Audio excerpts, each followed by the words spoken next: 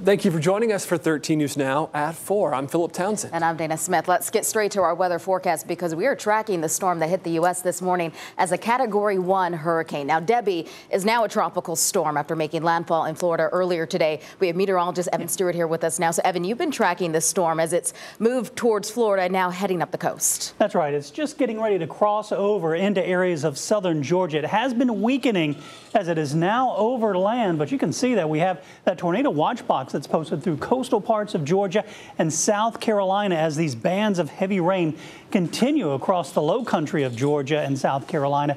And the big concern with Debby now is the potential for some very heavy rain, some massive flooding through parts of South Georgia and South Carolina. Here's a little bit of the wider view, and you can see these rain bands do extend all the way up into areas of North Carolina. We've been tracking a few showers along and south of the Albemarle Sound this afternoon, and eventually this heavy rain is going to work its way into Hampton Roads. Here's the latest advisory from the National Hurricane Center. As of 2 o'clock, winds of 65 miles per hour.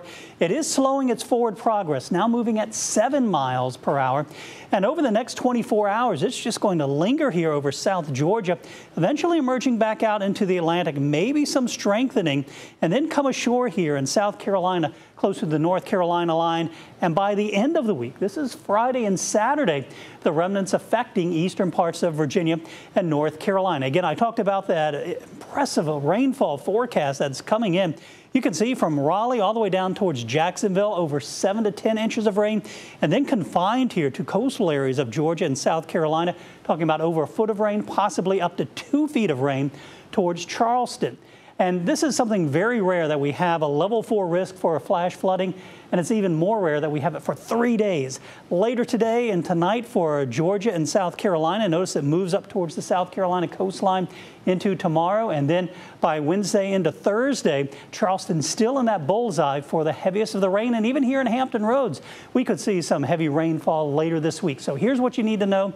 Here's the impact. Thursday, Friday, and Saturday, we're looking at the potential for some heavy rain. What can you do right now? Mow the grass now, because you're not going to be able to do it later this week.